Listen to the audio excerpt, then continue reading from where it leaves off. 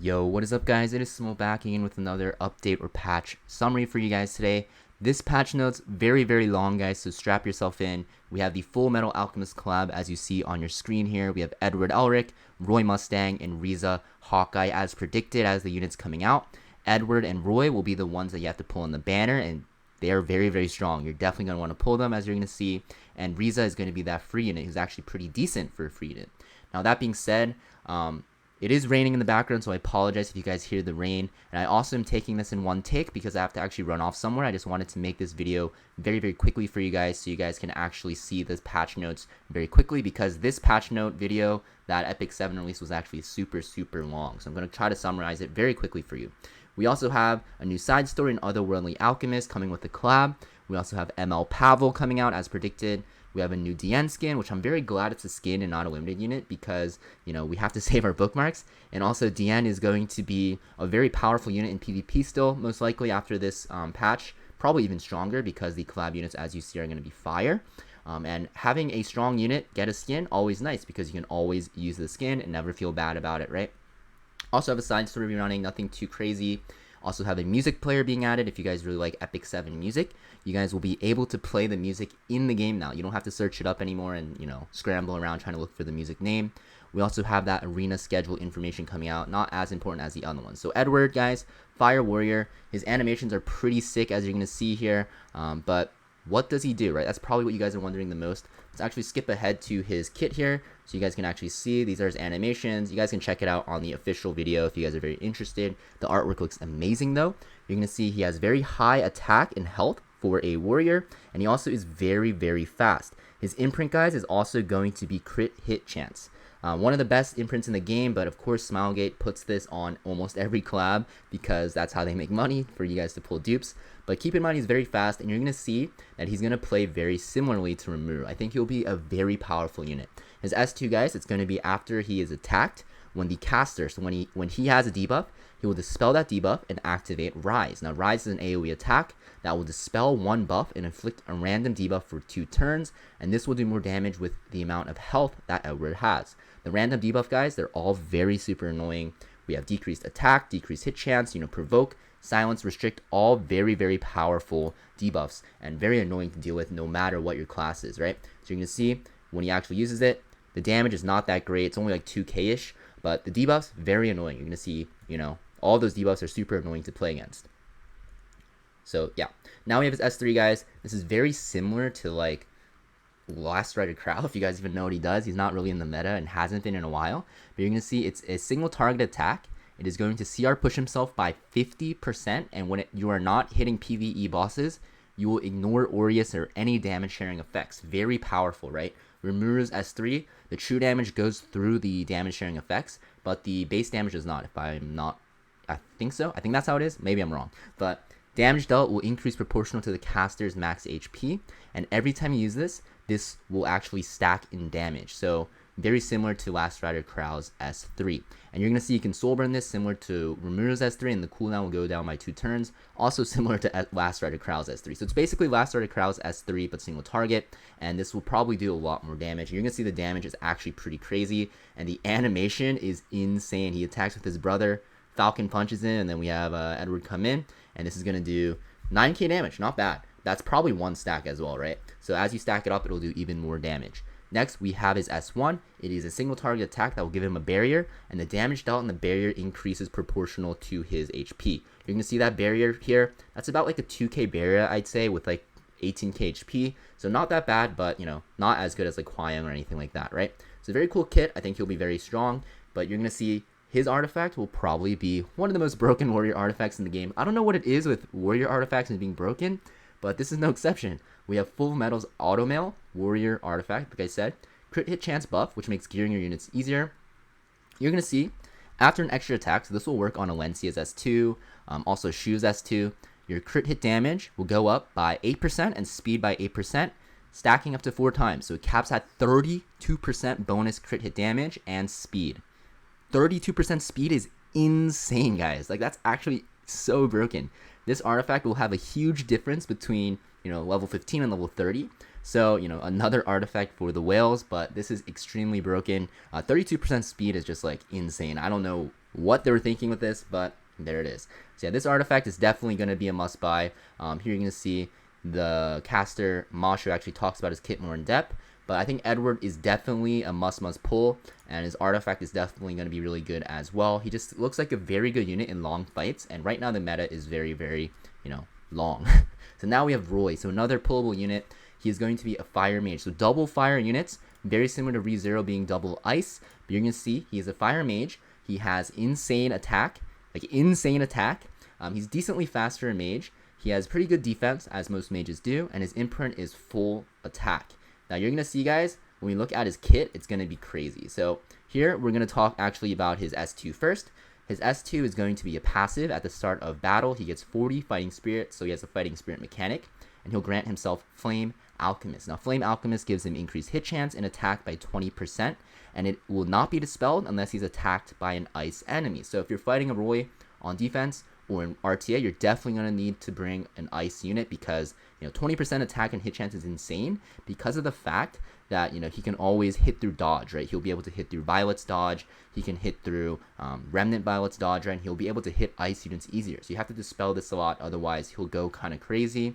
And the attack is also very, very strong as well. But the biggest part about this, guys, is not even the Flame Alchemist. Damage suffered in one attack does not exceed 70% of his max HP. Usually it's like 51%, so you can actually two-shot them, but now it's 70%. So this unit, build him on full damage, he will be super, super tanky. Yeah, I don't know what they were thinking. You're going to see, like, when a Shu hits into him, right? Shu usually does a lot of damage. He took barely any damage here, and he's, like, probably full squishy. So very interesting, making a super high damage unit very tanky. Now we also have his S3. So his S3 is an attack buff to himself, and then he AoE attacks.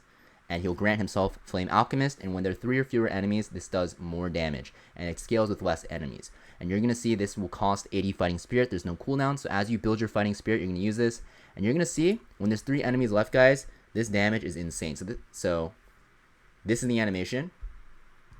Wait, this is not the animation.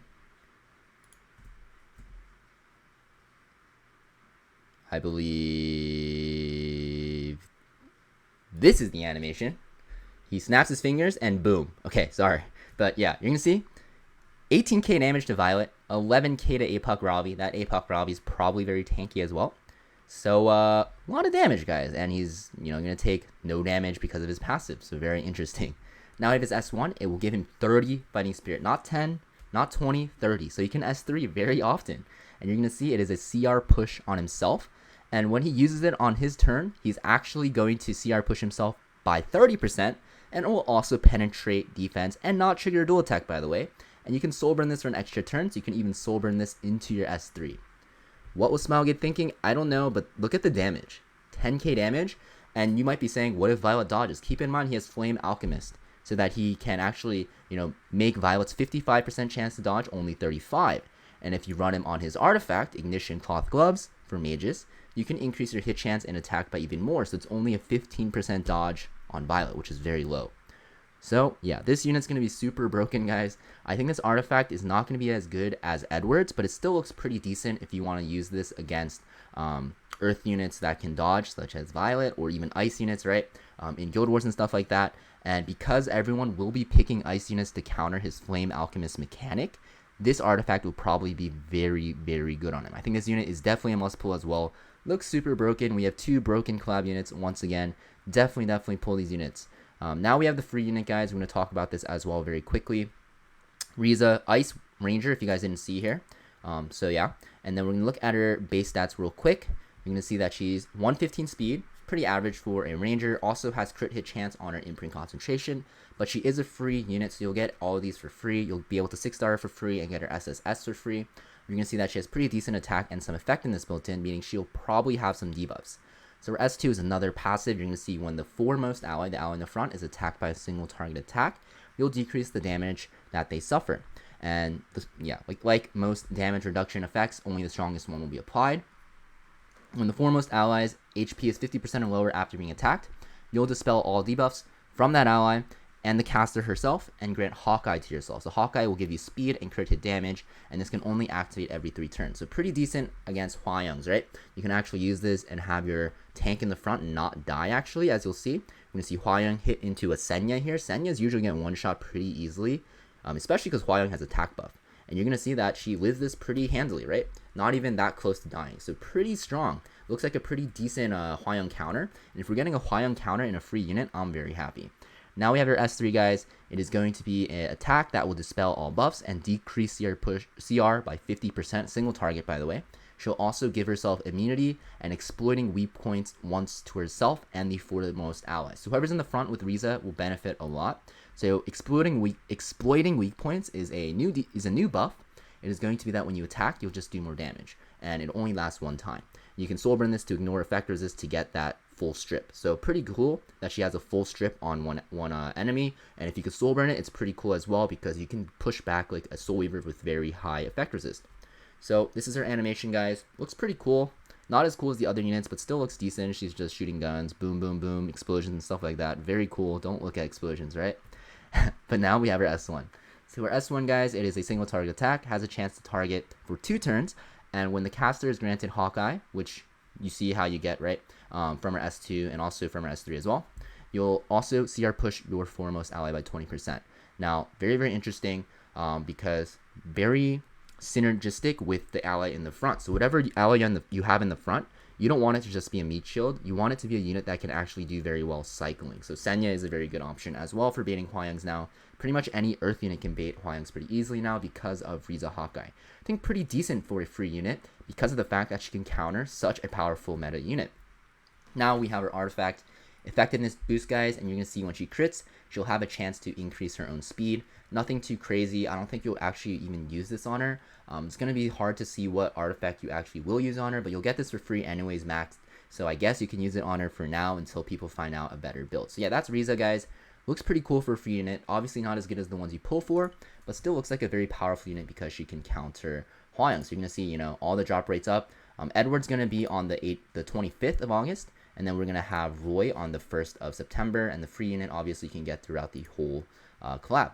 So now we have ML Pavel. So ML Pavel, very cool animations here. We're going to look at his S3 animation, but you're going to see, no surprise, guys, that he actually is going to be a cleave unit. No spoilers, but yeah, cleave unit, light ranger. So he's not dark, he's actually light, which matches with his clothing.